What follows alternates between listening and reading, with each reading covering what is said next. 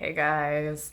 So, last video I told you that I had a story to tell about the Mr. Kitty Cat. And I do.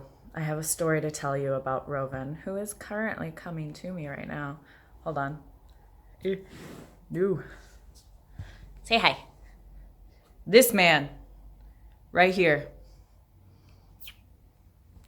Okay, so I think it was like last Friday. Anyway, it was a Friday.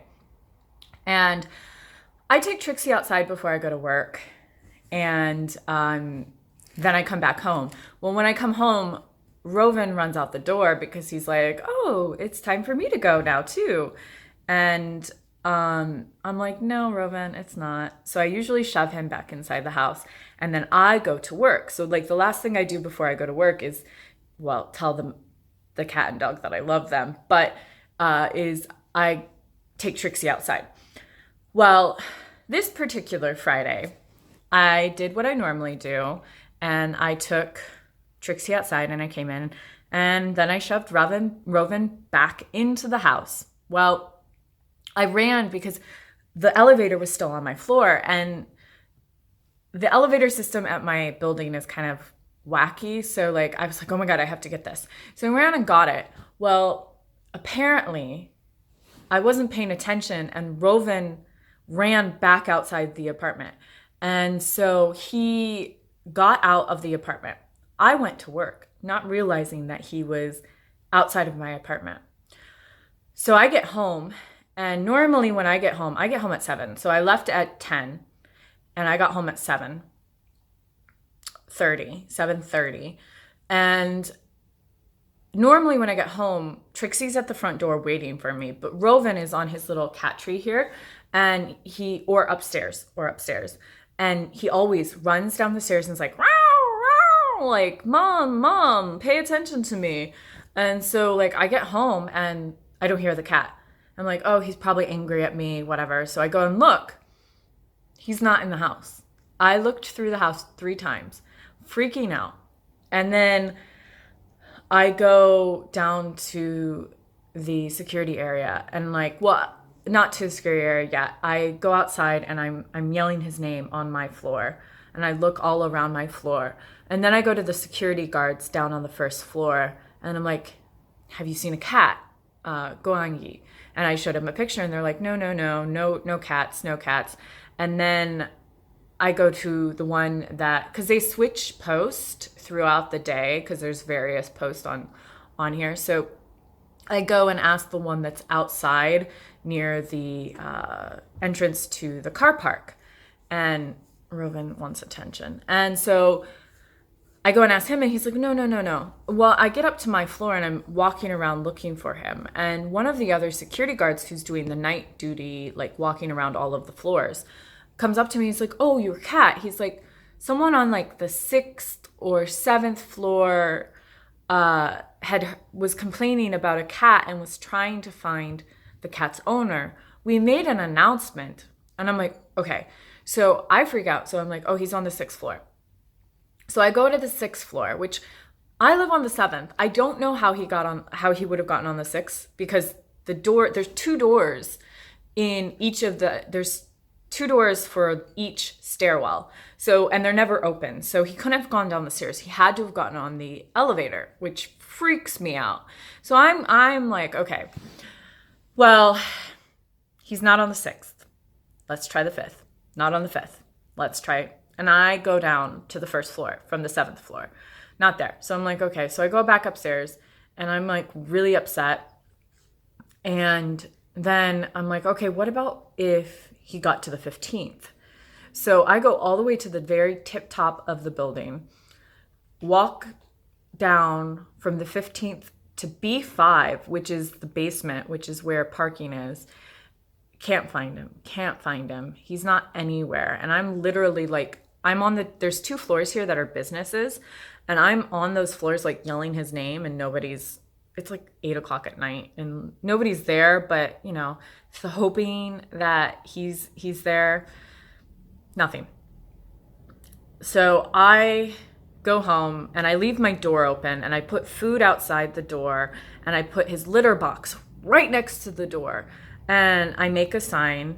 Well, I have a sign made, and I put it right outside near, because I live really close to the elevators. I put it right there next to the elevators saying lost cat. And basically, anytime the door to the elevator would open, I would run out and be like, have you seen this cat? Have you seen this cat? Have you seen this cat? And like everybody's like, no, no, no. And a couple people were like, well, this morning, yeah, I saw him. He was meowing. There was a lady looking for him, for his owner. I'm like, okay, so maybe this lady has him. I couldn't find her. And so I think at like 2 o'clock, I decide to do one more look around before I go to bed. So I went up to the 15th floor, and then I go down all the way to B5 again. So I do 20 flights of stairs again, but still can't find him. I'm not saying his name because it's obviously 2 o'clock in the morning, but I had a little bit of food and I was shaking it for him. And so I was like, okay, well, couldn't find him. So reluctantly, I went to sleep. And the next morning I get up and I'm like, okay, the security guards the night before had said, we can't make an announcement right now. Sorry, my hands are shaking really bad. We can't make an announcement right now, but we can make an announcement in the morning. So come see us at about 9:30. So I wake up at like 8 and I'm like, I want to make the announcement now, please, thank you. But you can't. So I wait until 9:30 and I go down, take Trixie outside, and I go and talk to the security guard, the morning one. And he's like, oh yeah, that cat. He's on the second floor. He's in the storage area for the acupuncture area, like for the acupuncture clinic on the second floor. And so I'm like, oh my God. So, and we made an announcement yesterday about the cat. We tried to get him, but we couldn't get him. And I'm like, oh my God. So my ass runs up the stairs to the second floor to the acupuncture clinic. And I asked the ladies and I'm like, where is he? Where is he? And they're like, oh, he's over here. And so I go and look in their storage area and I'm like, Rovan. And I have Trixie still because I had taken her with me. And he makes this pitiful sound. And I'm like, oh my God, oh my God, oh my God, oh my God, oh my God, where is he? At this point, it's been like 24 hours since he got out of the house. So he hasn't eaten, hasn't drank any water. He's a mess. So I end up finding him. He's in their storage area under a bunch of chairs in a corner.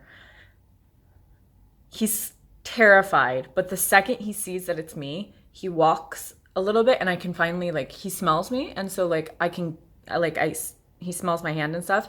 And I end up being able to grab him and I get him and I'm like, oh my God. So I'm holding him and he's like freaking out and holding me. And I walk by the clinic and I'm like, thank you. And the ladies at the clinic are clapping their hands. And so then I take him upstairs to my house. But he took the elevator, this little monster, took the elevator from the 7th floor to the 2nd floor. They tried to catch him, couldn't catch him.